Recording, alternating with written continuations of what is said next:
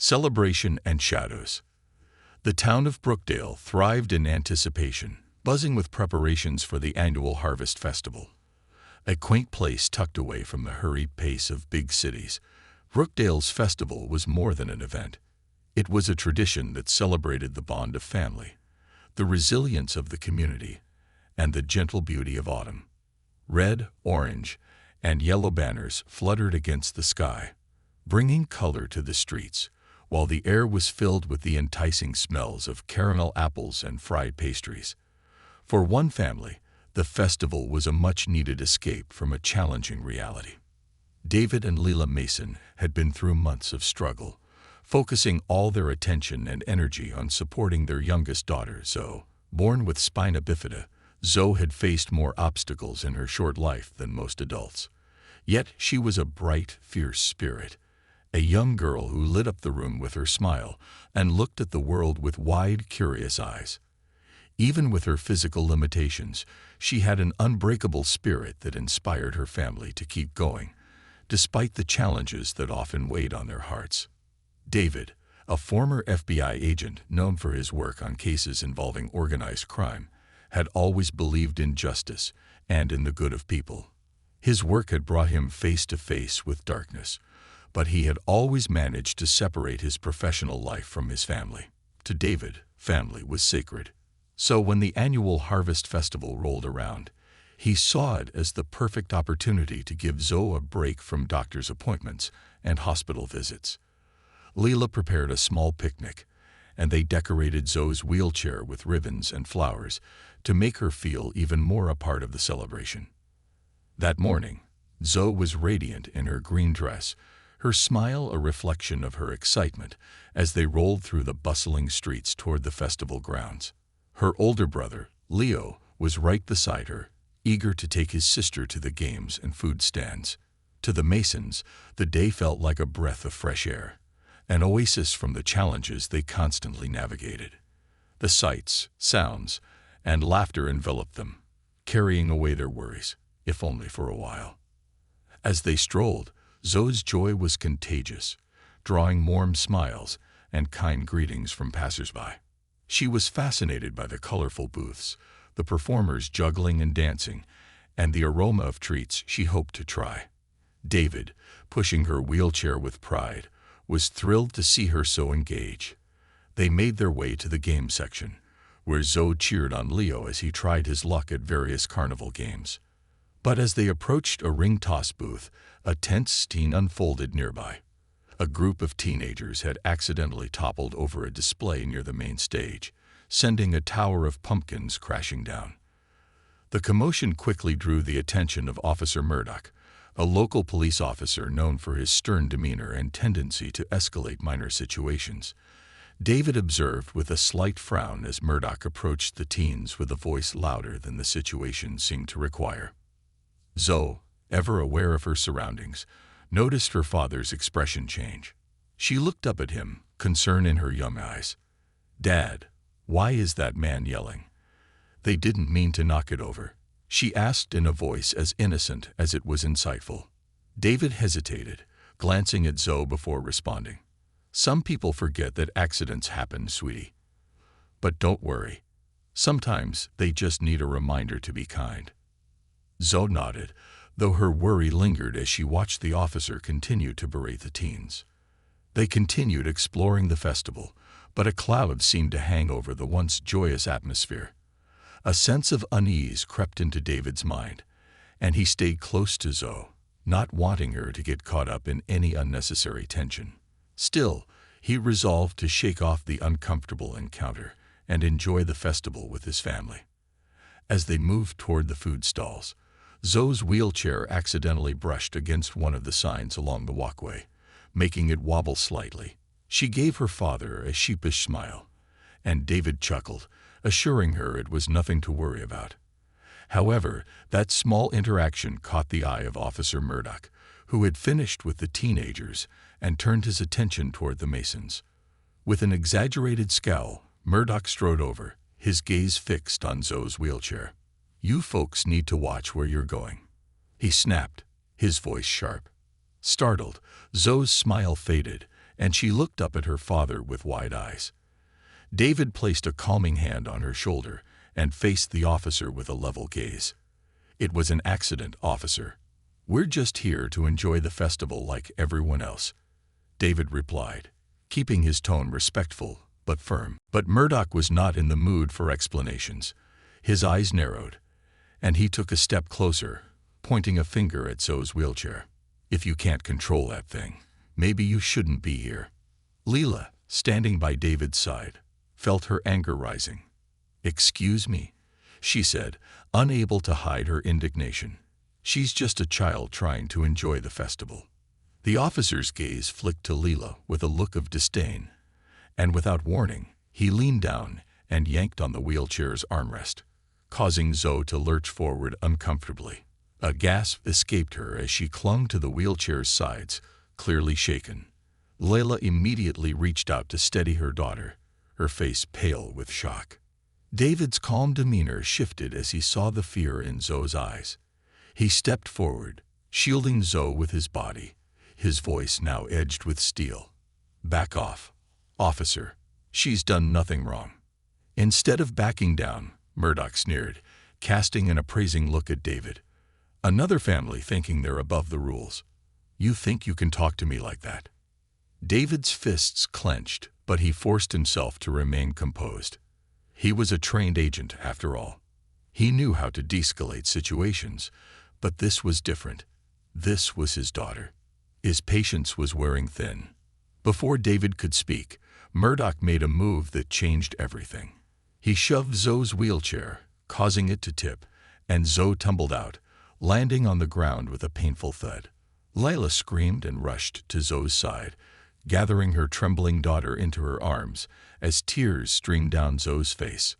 The crowd that had gathered gasped, many pulling out their phones to capture the scene. Murdoch's face briefly showed a flash of regret, but it quickly vanished, replaced by an expression of disdain. "Maybe this'll teach you to keep your kid under control," he muttered under his breath. David, his heart pounding, felt a surge of anger he hadn't felt in years. Standing over his fallen daughter, he looked directly into Murdoch's eyes, his voice as cold as steel. "You don't know who you're dealing with." Murdoch gave a mocking laugh, unfazed. "Oh, I know exactly who I'm dealing with. Just another entitled family who thinks they can ignore the rules." David's mind raced. This wasn't just an act of aggression. It was an assault on his family. He knew that dealing with Murdoch wouldn't be easy, especially in a town where the officer had authority and likely allies. But David was determined.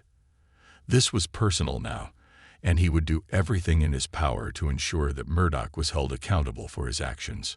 The festival had started as a day of joy, but it was now shrouded in anger, pain, and the beginning of a fight David could never have anticipated. He knew that getting justice would be an uphill battle, but for Zoe, and for every child and family who had faced similar treatment, he was ready for it. Broken trust, unbreakable bond. The night after the incident was a long one for the Masons. After taking Zoe to the hospital for an examination, they spent hours sitting in the dimly lit waiting room, each lost in their own thoughts, weighed down by worry, anger, and fear. David's mind replayed the scene over and over, the moment Zoe fell, the fear in her eyes, and Officer Murdoch's cruel sneer. Lila sat beside him, gently cradling Zoe as she drifted off to sleep in her mother's arms, exhausted from the ordeal. Zoe's injuries were thankfully minor, scrapes on her arms and bruises on her legs. But David knew the real wound wasn't on her body. The bruises that concerned him most were the ones left on her spirit, wounds that couldn't be dressed by a doctor. Zoe was strong, but she was also young, and she had been taught to trust that those in uniform were there to protect, not harm. Murdoch had shattered that trust, and David couldn't shake the feeling that something precious had been stolen from his daughter. When they finally returned home, David carefully lifted Zoe out of the car and carried her into the house, her small arms clinging around his neck. She was silent, and her face was buried against his shoulder, as if hiding from the world outside. Leela opened the door, her eyes puffy and red from holding back tears, and they went inside, closing out the night and the nightmare it had become. They settled Zoe in her bed, covering her with her favorite blanket, the one with little stars and moons that glowed in the dark. David sat on the edge of her bed, watching as Leela gently brushed Zoe's hair back from her face, her fingers trembling with a mixture of anger and sorrow. For a long while, they sat in silence, each waiting for the other to speak, but neither could find the words. How did you explain to a child that someone in a position of trust had failed them so profoundly? How could you promise to protect her when the very people meant to do that had been the ones to hurt her? Zoe's small voice broke the silence, startling both her parents. Daddy, why did he push me? She looked up at David with wide, tear-streaked eyes, confusion and hurt evident in her expression. David's heart twisted. He had spent his life fighting injustice, but he was at a loss for how to explain the cruelty she had faced. He took a deep breath and gently held her hand, his voice as steady as he could make it. Sweetheart, sometimes people, they forget to be kind. They let anger and fear make them do things that are wrong. But what he did to you was not right, and I promise you, he will face the consequences. Zoe blinked, her eyes downcast. I thought police officers were supposed to protect us. You said they were the good guys. They are, honey, Leela whispered, her voice thick with emotion. Most of them are good, but there are some people, like Officer Murdoch, who forget what it means to protect and serve. Zoe was quiet, her small hand clinging to David's. I was just trying to have fun, Daddy. I didn't do anything wrong. Her voice wavered, and David felt a surge of anger toward Murdoch that he struggled to contain. He leaned down, pressing a kiss to her forehead. I know, Zoe, and you didn't do anything wrong. You did nothing to deserve what happened today. That man was wrong, and we're going to make sure he knows it. The words hung in the air, and Zoe seemed to find some comfort in them, eventually drifting off to sleep. David and Leela sat beside her until her breathing softened, watching her chest rise and fall as she sank into a deep, much-needed slumber. After Zoe was asleep, David and Leela went to the living room. They sat on the couch, the weight of the day pressing down on them both. Leila wrapped her arms around herself, her face etched with worry and exhaustion. I can't believe he did that, Leila whispered, her voice breaking. I knew Murdoch was known for being harsh, but to shove a child, a girl in a wheelchair. David, what kind of person does that? David shook his head, clenching his jaw as he tried to keep his emotions in check. A man who should never have been given a badge, that's who. His voice was laced with anger, each word measured and controlled. He's not just a bad cop. He's a danger to everyone in this town. He abused his power, and he hurt Zoe. And as long as I'm alive, he's going to be held accountable for it. Leela's eyes met his, filled with determination that matched his own. What are we going to do, David? How do we fight someone who has the whole town on his side? We don't fight alone, David replied, his mind already working through the possibilities. There were witnesses. People saw what happened. Some of them even recorded it. We can take this public if we have to. I know some journalists who would jump at the chance to expose misconduct like this, especially if it involves a child. He paused, considering his next steps. His years with the FBI had taught him that in cases like this, evidence was everything. Without it, they risked being dismissed, their voices swallowed up by the system that protected people like Murdoch. But with the right evidence, they could make it impossible for the town to ignore what had happened to Zoe. I'm going to reach out to a few people, David said, turning to Leela with a newfound determination in his eyes. Lawyers, journalists, maybe even some old contacts from my FBI days. We're going to build a case, and we're not going to stop until Murdoch is held accountable for what he did. Leela nodded, her resolve hardening. Whatever you need, I'm with you. We're going to fight this together. The next morning, David wasted no time. He spent hours on the phone, speaking with anyone he could trust who might be able to help him. He reached out to a lawyer he knew from his days working cases of police misconduct, a sharp and relentless attorney named Karen Monroe. She had a reputation for taking on cases others wouldn't touch, and she had a record of winning. He explained what had happened, and she listened quietly, her voice calm and professional. "This isn't going to be easy, David," she warned. "Murdoch's behavior sounds like part of a larger problem. If he's been allowed to act this way for so long, it means he has people in power covering for him. This won't be just about Murdoch. You're going to be up against the entire system. Are you prepared for that?" David glanced toward Zoe's room, where his daughter was still resting. The image of her frightened face, the disbelief in her eyes as Murdoch pushed her wheelchair, flashed in his mind. "I am. I don't care how many people are involved. I'm not letting him get away with this." Karen sighed, but there was a hint of admiration in her tone. "Good. Here's what we'll need to start. Gather any evidence you can get your hands on. Witness statements, video footage, medical records. We're going to need a solid case, and we need to be ready for them to come at us with everything they have." David made a list, his pen moving quickly over the notepad as he took down her instructions. He would gather everything, every piece of evidence, every statement, every piece of testimony. This was no longer just a personal vendetta. It was a fight for justice, not only for Zoe, but for every person who had ever been hurt by someone who thought their badge made them untouchable. Over the next few days, David began gathering the pieces of his case. He started by speaking to witnesses who had been at the festival, seeking out those who had recorded the incident. Some were hesitant to talk, fearing backlash or repercussions from the local police, but others, moved by the injustice they had witnessed, agreed to provide statements. A few even handed over video clips that captured Murdoch's actions from different angles, each clip offering a new perspective on the disturbing scene. Karen worked tirelessly, reviewing the footage, compiling testimonies, and drafting the legal paperwork needed to initiate a formal complaint. Together, they built a case that was impossible to ignore, a clear, undeniable account of Murdoch's aggression, his abuse of power, and the harm he had caused. But as they worked, David began to realize just how deep the problem ran.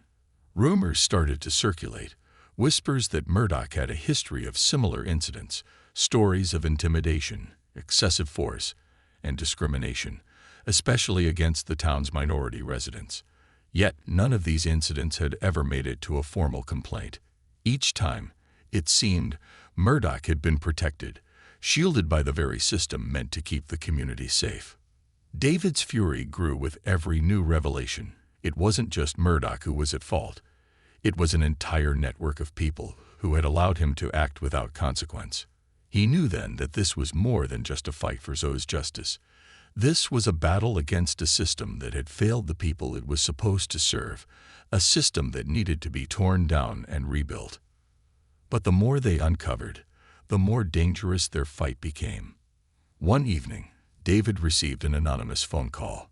The voice on the other end was cold, with a hint of warning. "You need to drop this, Mason. Walk away before you make things worse for yourself and your family." David's hand tightened around the phone, his voice steady. "Is that a threat?" The caller hesitated before replying. "It's a warning. Some things are better left alone." But David was undeterred. If anything, the threat only solidified his resolve. Whoever was trying to protect Murdoch and the corruption that shielded him had just made a grave mistake. They had threatened his family. David had faced danger before, but he was willing to face any risk to protect his daughter and ensure she received justice. As he hung up, he knew that the road ahead would be long and dangerous, but he also knew he wouldn't be alone. Lila, Karen, and a handful of courageous people in the community stood with him, willing to fight for what was right, no matter the cost. David steeled himself, preparing for the battle that lay ahead. He would face every threat, every obstacle, and every opponent with unwavering determination. Because now, this was no longer just about Zoe.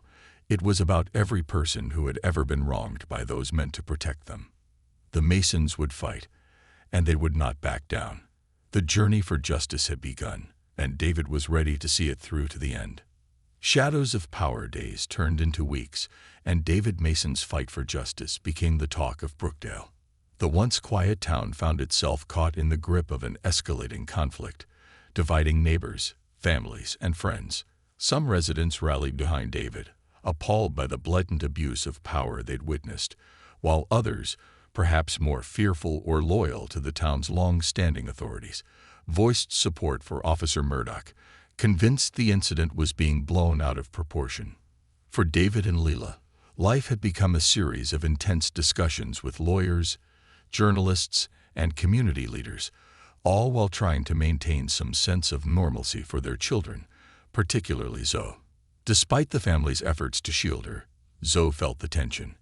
Her once carefree demeanor was now tinged with anxiety, and her questions to her parents often went unanswered, leaving her to piece together fragments of overheard conversations and worry-laden whispers. David sat with Karen Monroe, the civil rights lawyer who had taken on their case, in her modest downtown office one evening.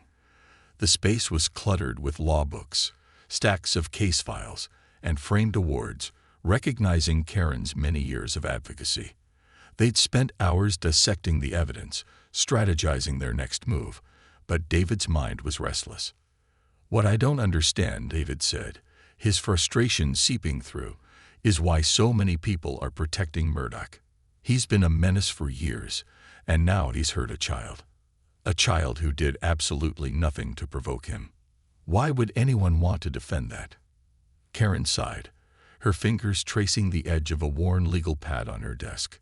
"People like Murdoch often have connections, David.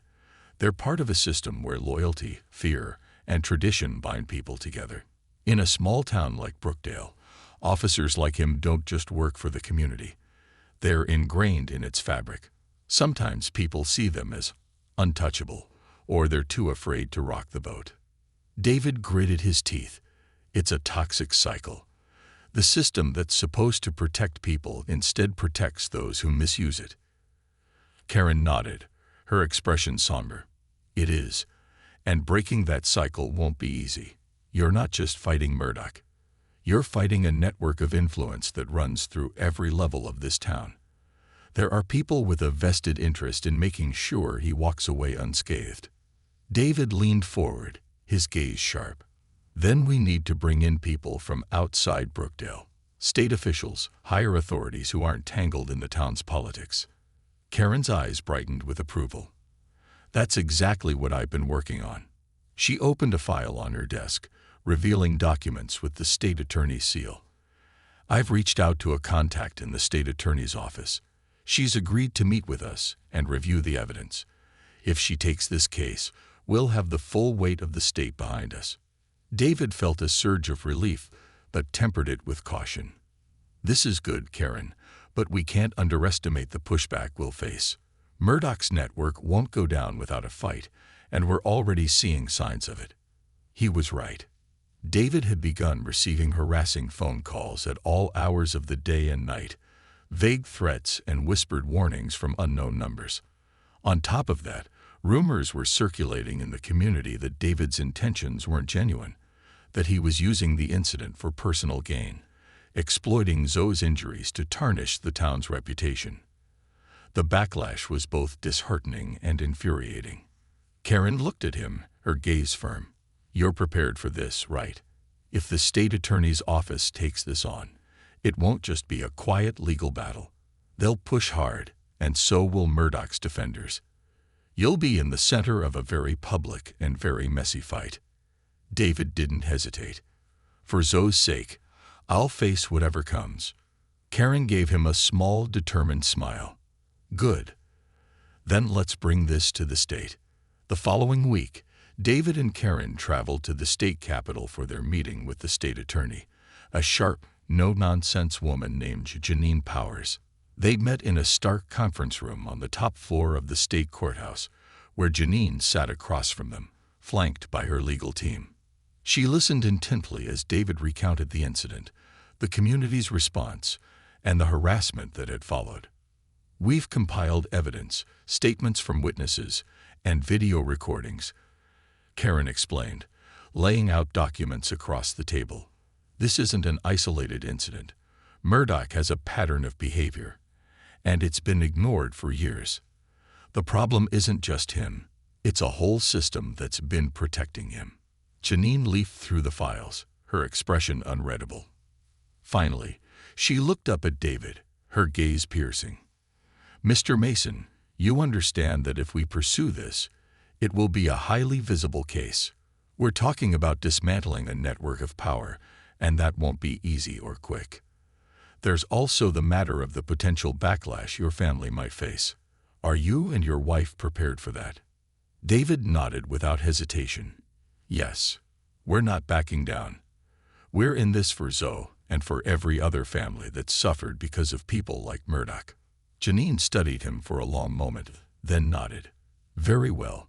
We'll conduct an independent investigation and begin preparing charges. It's going to take time, but we'll keep you informed every step of the way."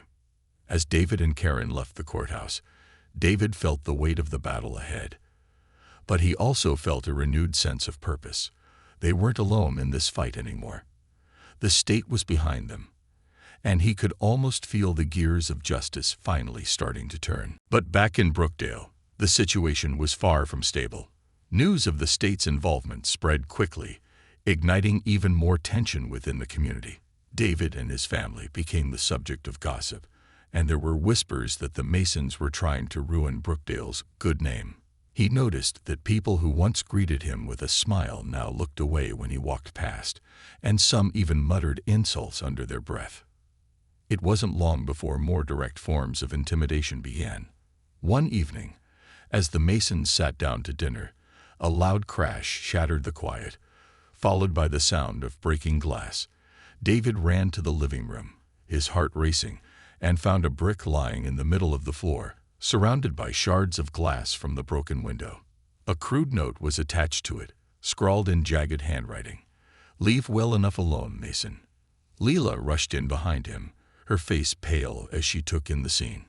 She reached for Zoe, pulling her close, her arms trembling with fear.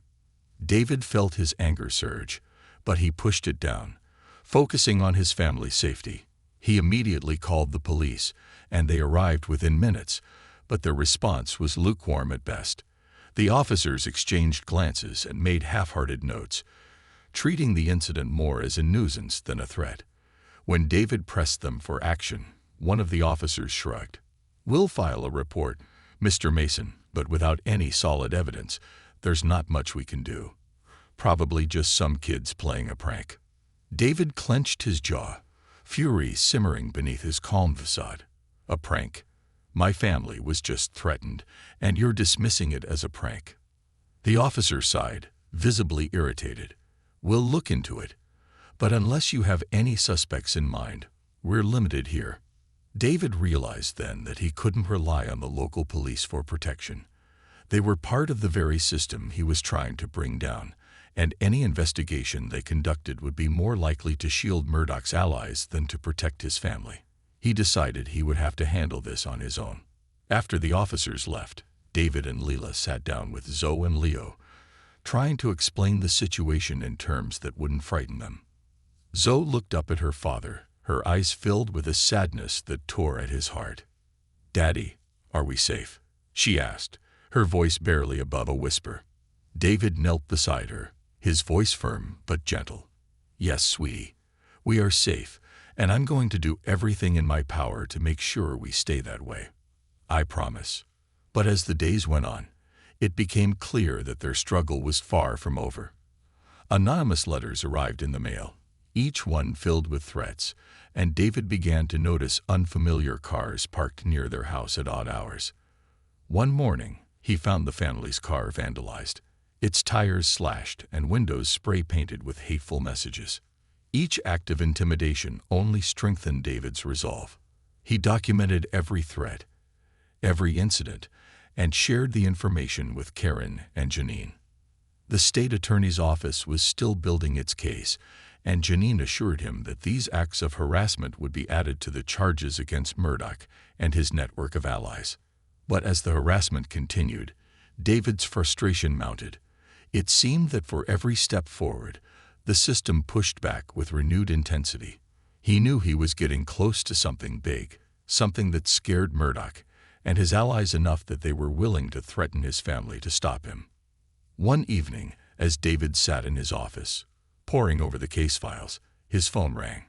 It was his old FBI mentor, Bill Thompson, a seasoned agent with years of experience taking down corrupt officials. David hadn't spoken to Bill in years, but his voice was as familiar and steady as ever. "David," Bill began, his tone serious, "I heard about what's happening in Brookdale. I want you to know you're not alone in this. If you need resources, information, anything, just say the word." David felt a surge of gratitude. "Thank you, Bill.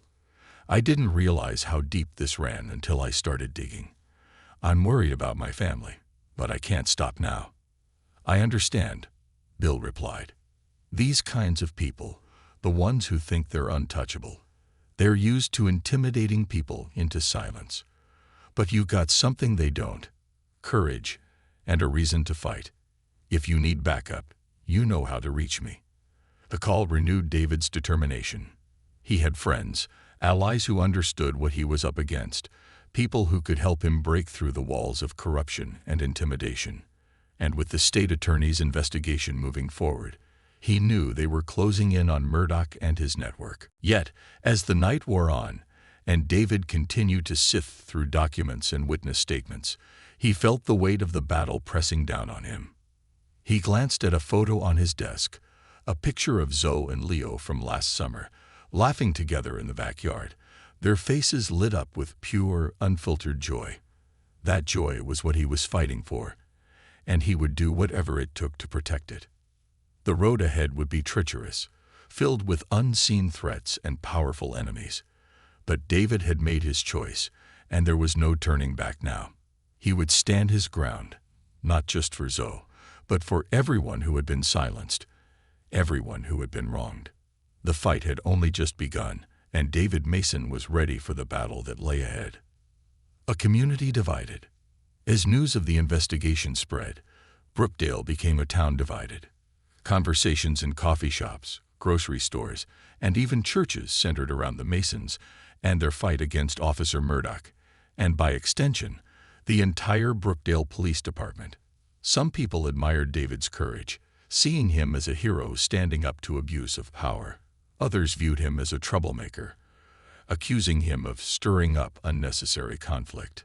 David and Leela knew this division would be inevitable, but they hadn't anticipated how deeply it would affect their lives and the lives of their children. The first signs came when Leo came home from school one afternoon, his face flushed with anger and embarrassment. "Dad," he said, his voice shaking, "a kid at school told me that his dad says you're a liar, that you're just trying to make money off what happened to Zoe." David's heart sank as he realized that this wasn't just about him and Leela. Their children were being dragged into the fray. He knelt down, placing a comforting hand on Leo's shoulder. "Listen to me, Leo. I know this is hard, and it's not fair that people are saying these things, but we're doing the right thing. And sometimes doing the right thing means facing people who don't understand. You remember what happened to your sister, right?" Leo nodded, his fists clenched. "Of course I do. It was awful. She didn't do anything wrong." "That's right," David said. "And we're doing this to make sure that doesn't happen to her, or anyone else, ever again. People might not understand right now, but I promise, we're fighting for what's right." Leo looked down, his expression softening. "I know, Dad. It's hard when people say those things about you." David hugged his son, feeling the weight of the situation press down on him even more. He realized that his fight for justice was taking a toll on everyone he loved, and for a moment, he wondered if it was worth it. But the memory of Zoe's face that day, the fear, the confusion, kept him grounded. There was no going back now. That weekend, David and Leela attended a town hall meeting, hoping to rally more support for their cause. But as they walked into the large, echoing room, they were met with a palpable tension. Rows of folding chairs were filled with residents, some with arms crossed in anger, others with sympathetic expressions. At the front of the room, Mayor Evelyn Foster stood beside Sheriff Billings, her face a tight mask of neutrality. She nodded as David and Leela took seats near the front, her eyes quickly darting away. The mayor opened the meeting with a call for civility and understanding, her words carefully chosen as she acknowledged the unfortunate incident involving the Masons and Officer Murdoch. But her tone was strained, as though she were caught between appeasing David and his supporters and trying not to offend the townspeople who remained loyal to Murdoch and the local police force. We're here to discuss how we, as a community, can move forward from this difficult situation, Mayor Foster said, her voice steady but cautious. We want to address the concerns of everyone involved and ensure that our town remains a place of respect and unity. David listened, his frustration mounting. The mayor's words felt hollow, an attempt to gloss over the real issue. He knew she was under pressure.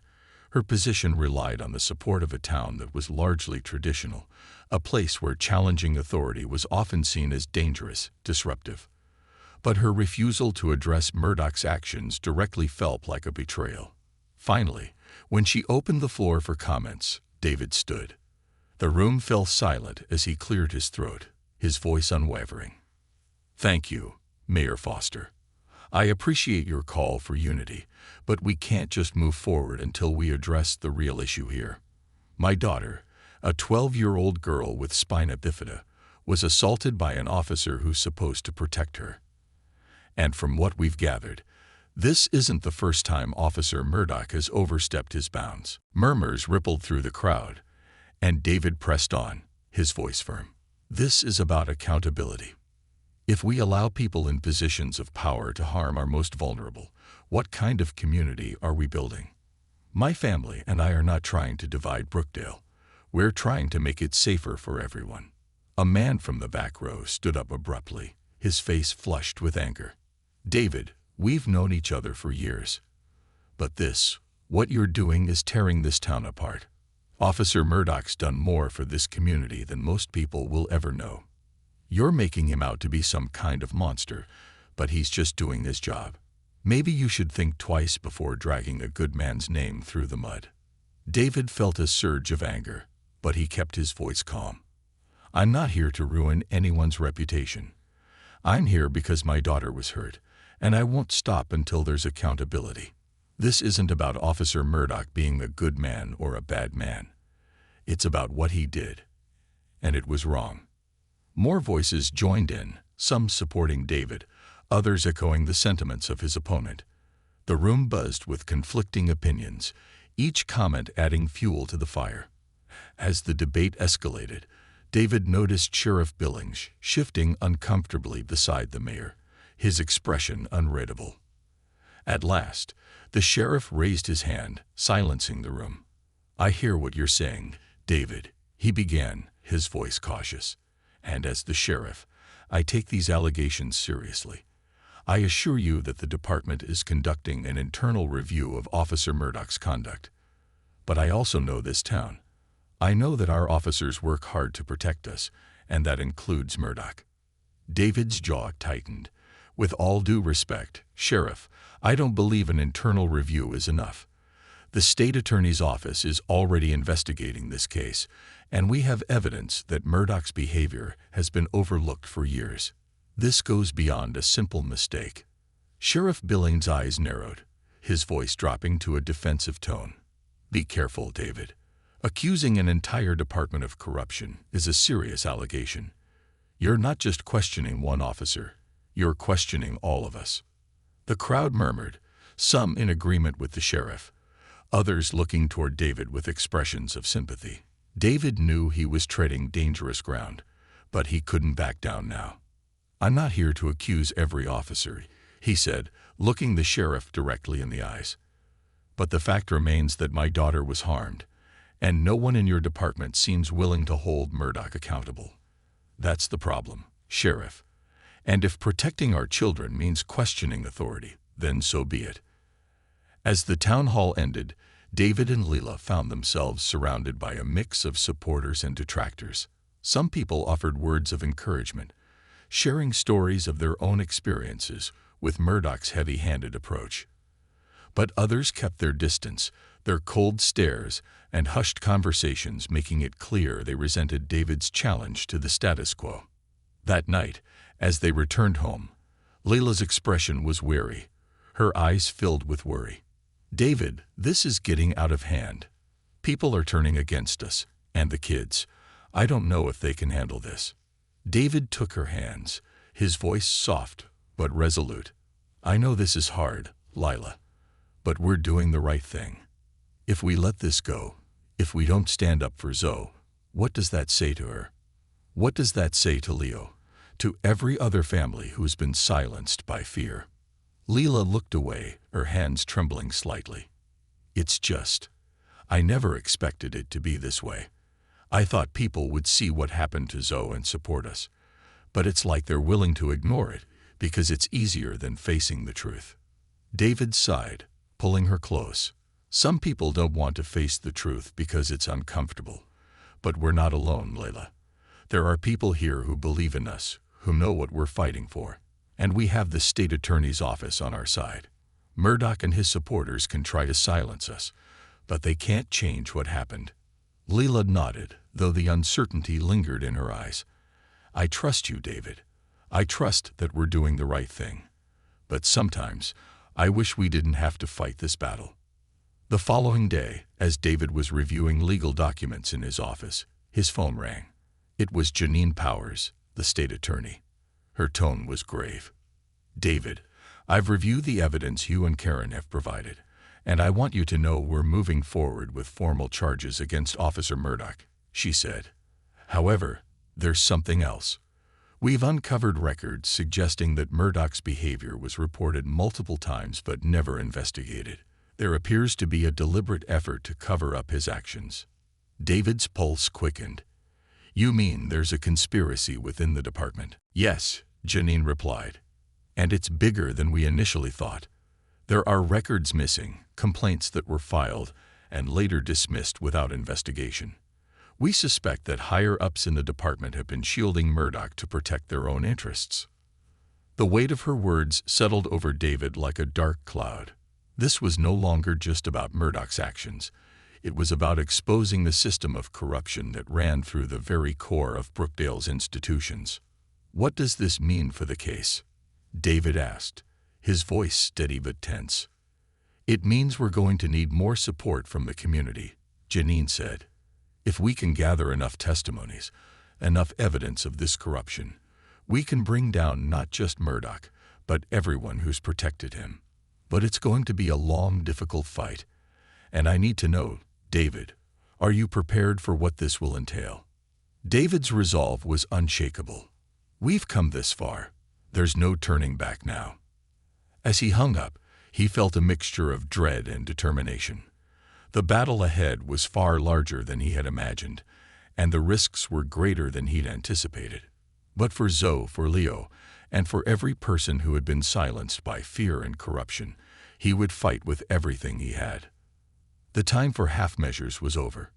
This was a war for justice, and David Mason was ready to see it through to the end. Unmasking the truth. As Janine Powers and her team intensified their investigation, the true scope of corruption in Brookdale's police department began to emerge.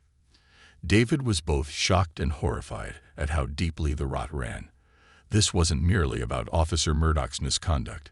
They discovered a web of concealed complaints, falsified records, and backdoor deals that extended to other members of the department, even reaching local officials who had a vested interest in keeping certain truths hidden. For years, officers like Murdoch had wielded their power unchecked, enforcing their own version of the law in ways that often skirted legality and ethics. Murdoch, however, seemed to take it a step further, using intimidation tactics, exploiting his authority, and in some cases, crossing into outright abuse. And he hadn't acted alone. His behavior had been enabled and overlooked by those who were supposed to hold him accountable.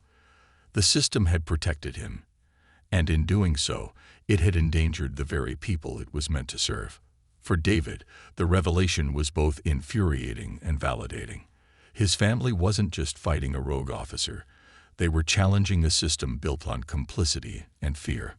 Meanwhile, the harassment directed at the Masons escalated. David and Leela tried to maintain a sense of normalcy at home, but it was becoming increasingly difficult. Zoe and Leo were constantly subjected to whispers and stares at school, and Leela found herself on the receiving end of cold looks and passive-aggressive remarks whenever she went into town. David knew they were being targeted in an attempt to make them back down, but each new insult and act of intimidation only served to strengthen his resolve. One evening, after another long day of meetings and phone calls, David returned home to find Leela pacing the living room. Worry etched into every line of her face. "There's something you need to see," she said quietly, handing him an envelope. It was unmarked and had been left in their mailbox with no return address. David took the envelope and opened it cautiously. Inside was a set of photos, grainy, black and white images taken from a distance. His stomach turned as he realized the photos were of his family. Zoe and Leo walking to school, Leela leaving the grocery store, even one of him in his office. A chill ran down his spine. Whoever was sending this message knew their every move. Leela's voice shook as she spoke. "They're watching us, David. This isn't just intimidation anymore. It's surveillance. They're trying to make us feel unsafe in our own home." David clenched his fists, his mind racing. Whoever was behind this was trying to break them, to frighten them into silence, but he refused to let fear control him. His training as an FBI agent had taught him how to face down threats, and he wasn't about to let these people succeed in their attempts to intimidate his family. "This means we're getting close," he said, his voice steady. "They're scared of what we're uncovering, and they're trying to make us back off. But we can't let them win." Leela looked at him, her eyes a mixture of fear and determination. "I know we can't stop, David, but it's terrifying to think of what they might do next. They're willing to go to extreme lengths to protect themselves." David wrapped his arms around her, drawing her close. "We'll get through this, Leela. We'll protect each other, and we'll protect Zoe and Leo. They may be watching us, but we're not alone. We have allies, and we have the truth on our side." The next day, David met with Janine and Karen at Janine's office. They reviewed the latest evidence, including testimonies from other victims who had come forward, many emboldened by David's fight. Some had experienced harassment at the hands of Murdoch. Others spoke of different officers who used their positions to intimidate, threaten, and in some cases, extort the very people they were sworn to protect. Janine leaned back in her chair, her expression grave. "David, we have enough evidence to proceed with charges against Murdoch and several of his colleagues. But this case has grown larger than any of us anticipated. What we're dealing with here isn't just misconduct. It's systemic corruption." David nodded, his jaw set. "I understand. This isn't just about Murdoch anymore. This is about making sure the entire department is held accountable." Karen chimed in, her voice resolute. "We've also found that complaints from officers within the department were routinely ignored. Some of them tried to raise alarms about Murdoch's behavior and were either silenced or dismissed. This goes all the way up the chain of command, and it's clear that Brookdale's leaders have been protecting him." Janine sighed. "The town's leadership is entangled in this as well. Mayor Foster and Sheriff Billings appear to have played roles in covering up complaints to avoid any blowback on the department. There are financial interests at play, favors, donations, even campaign support from groups that benefit from keeping things under wraps." David felt a surge of anger. The very people who were supposed to protect his family and ensure justice were the ones who had allowed this toxic environment to flourish. It was no longer just about a personal fight. It was about exposing an entire system built on deception, manipulation, and fear. "We need to take this public," David said firmly. "The people of Brookdale deserve to know the truth. If we don't get this out there, the system will protect itself, and these people will walk away unpunished." Janine nodded, but there was a flicker of caution in her eyes. "We need to be strategic about this. If we go public too soon, Murdoch and his allies will try to spin the narrative, make it seem like we're exaggerating or trying to tear down the police. We need to ensure we have all the facts and a plan for how to present them." David agreed. "Let's gather everything we can. Testimonies, documents, evidence of cover-ups. We'll present it in a way that leaves no room for doubt." In the weeks that followed, David and Janine's team worked tirelessly, compiling an airtight case that exposed the corruption in Brookdale's police department. Janine scheduled a press conference, determined to make the truth public in a way that couldn't be ignored or dismissed. The night before the press conference, David sat in his office at home, going over his speech. Lila joined him, her hand resting on his shoulder as she read the carefully chosen words. She could see the determination in his eyes, but she also saw the toll this fight had taken on him. He looked exhausted, weighed down by the strain of carrying the entire community's hopes for justice. "Are you ready?" she asked softly. David looked up at her, his expression weary but resolute. "I am. This is the moment we've been working toward. Tomorrow, we bring everything to light. We show them that no matter how hard they try, they can't bury the truth." Leela nodded, squeezing his shoulder. "We're all here for you, David. Whatever happens tomorrow, you've done something incredible. You've stood up to people who thought they were untouchable. And no matter the outcome, you've shown our children what it means to fight for what's right." David felt a surge of gratitude for her support. She had been his rock throughout this ordeal, and knowing she was by his side gave him the strength he needed. "Thank you, Lila. I couldn't have done this without you." They spent the evening talking, going over the details of the case and reminiscing about happier times. It was a brief respite from the storm, a moment of peace in the midst of chaos.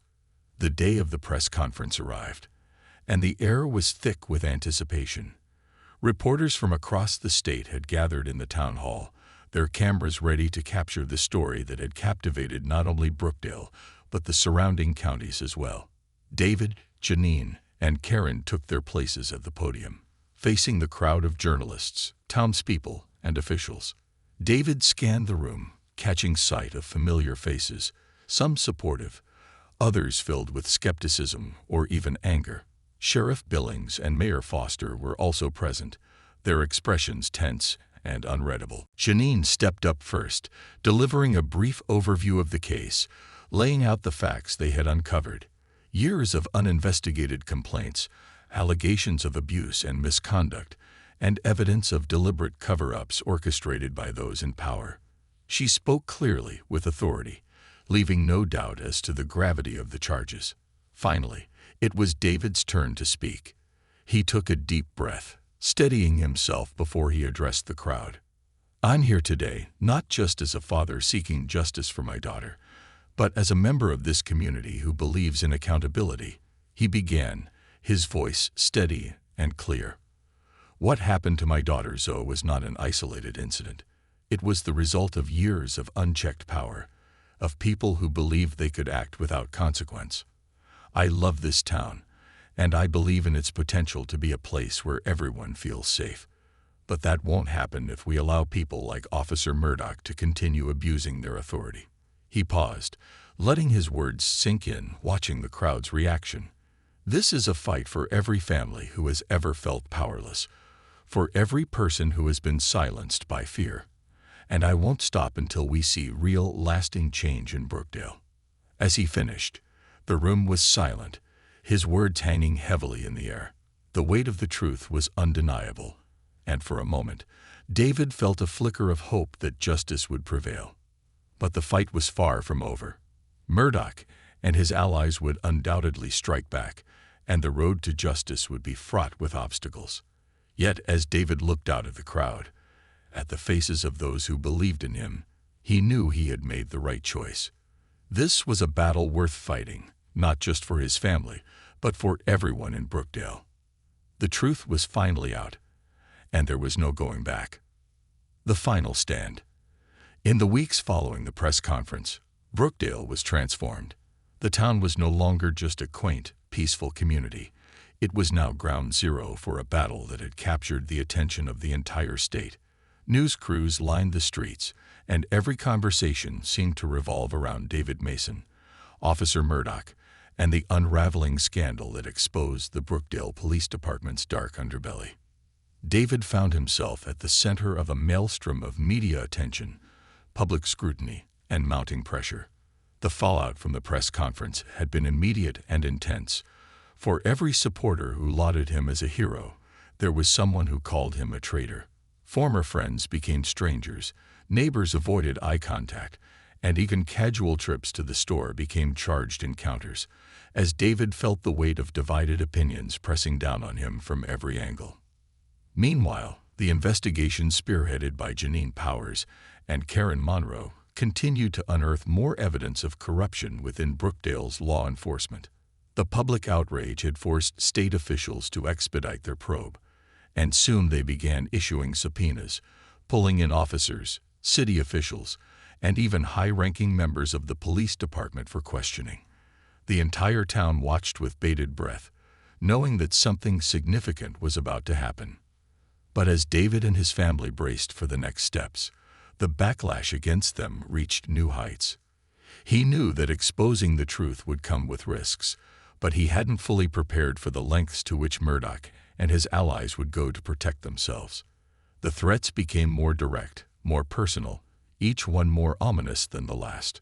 One evening, as David was finishing up a meeting with Janine and Karen at his home, they were interrupted by a loud bang at the front door. David shot up from his seat, his heart pounding as he moved to open it cautiously. Outside on the front porch lay a dead rat with a note attached to its tail. "This is your last warning, Mason. Drop the case, or next time it won't be a warning." Karen looked at the rat, her face pale but resolute. "They're getting desperate, David. This means we're closing in on them, but it also means they're willing to do anything to stop us." David clenched his fists, feeling a surge of anger and resolve. "Let them try. They don't scare me. If anything, this just proves we're doing the right thing." Janine nodded, her expression grim. "We need to be careful, David. I'll report this to the state authorities and request additional security for your family. This case has become a symbol of something much larger, and they're willing to go to extreme lengths to protect their secrets." David knew she was right, but he also knew that he couldn't back down. Not now, when the truth was so close to the surface. Every threat, every attempt to intimidate him, only strengthened his determination to see this through to the end. The next day, the Mason family received another unsettling message. This time, it was in the form of an email sent to Layla's work account, containing details about the family's daily routine and an ominous reminder. "You're always being watched." Lila's hands shook as she read the message, her face pale. "David," she whispered, her voice barely above a whisper. "They know everything. Our routines, where the kids go to school, everything. This is more than intimidation. It's psychological warfare." David wrapped his arms around her, holding her close. "We'll get through this, Leela. I promise. They're trying to scare us because they know they're losing. The only thing they have left is fear, and we won't let it control us." Despite his brave words, David felt a gnawing worry deep inside. He knew they were up against a dangerous enemy, and he couldn't shake the feeling that the stakes were about to get even higher. Days later, in the early hours of the morning, David was awakened by a loud banging on the front door. He threw on a robe and rushed downstairs, his heart racing. When he opened the door, he found Sheriff Billings standing on the porch, his expression somber and his uniform slightly disheveled. "David," the sheriff said, his voice low. "We need to talk. It's about Murdoch." David stepped aside, motioning for him to come inside. They moved to the living room, where Sheriff Billings took a seat, looking visibly distressed. After a long silence, he spoke. "David, I know we haven't seen eye to eye on this, and I know I've tried to keep this whole thing quiet. But what you and Janine have uncovered, it's bigger than I thought, and it's out of my control now." David's eyes narrowed. "What are you trying to say, Sheriff?" Billings sighed heavily, rubbing his hands over his face. There's a group within the department, officers and a few higher-ups who've been involved in covering up complaints, altering reports, and intimidating witnesses. I used to think it was just Murdoch and a few bad apples, but I was wrong. This has been going on for years, and I didn't realize how deep it ran until I saw the evidence you gathered." He paused, his gaze locked on David. "I'm here because I don't want to be part of this anymore. I've spent too many years turning a blind eye, thinking I was doing what was best for the town. But now I can't justify it. I'll testify, David. I'll give you everything I know about Murdoch and the others. But you need to promise me that this won't destroy the entire department." David felt a surge of anger and frustration. Destroy the department? Sheriff, people's lives have been destroyed by the very people meant to protect them. This isn't just about cleaning up a few bad officers. This is about holding people accountable and restoring trust. I can't promise that the department will come out of this unscathed. Billings looked down, his shoulders slumping. "I understand. I can't believe it's come to this." David studied him for a long moment, then nodded. "If you're willing to testify, it will go a long way toward dismantling this network of corruption. But you have to be honest about everything. No more hiding, no more protecting your own." Billings hesitated, then nodded. "I'll do it. It's time I did the right thing." The sheriff's testimony proved to be a game changer.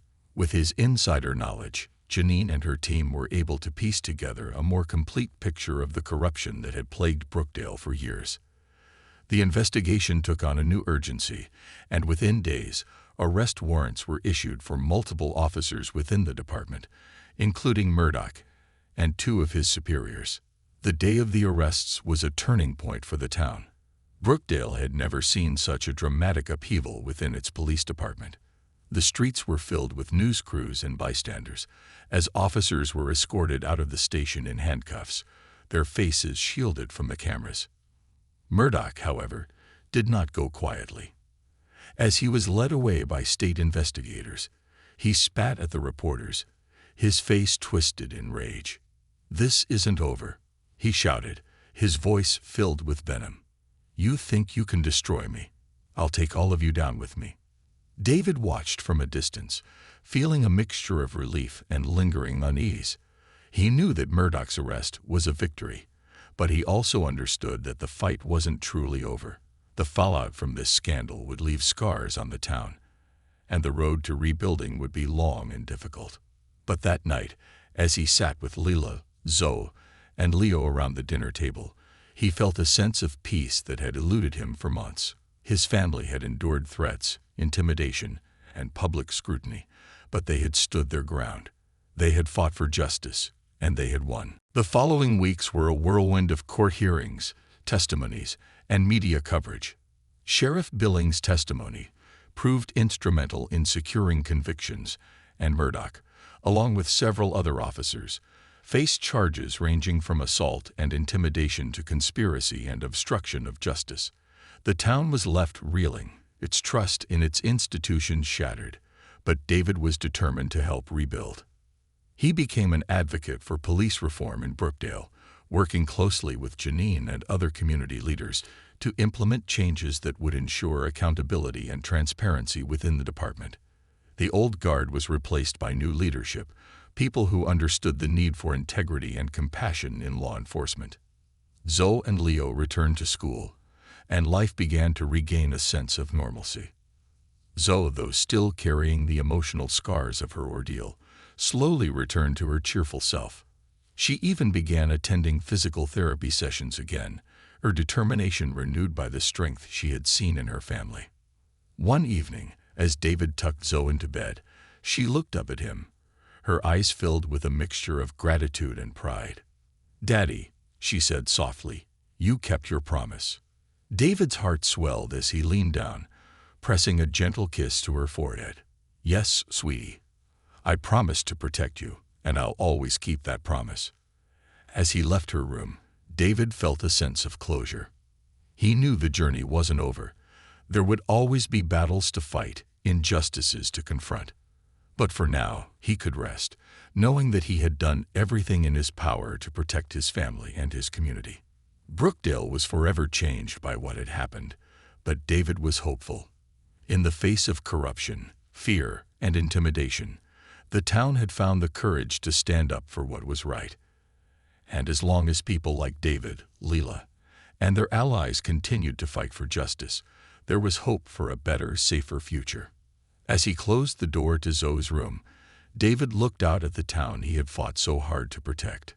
Brookdale was no longer the quiet, untouched place it had once been, but perhaps in facing its flaws and working to change them, it had become something better, something worth fighting for.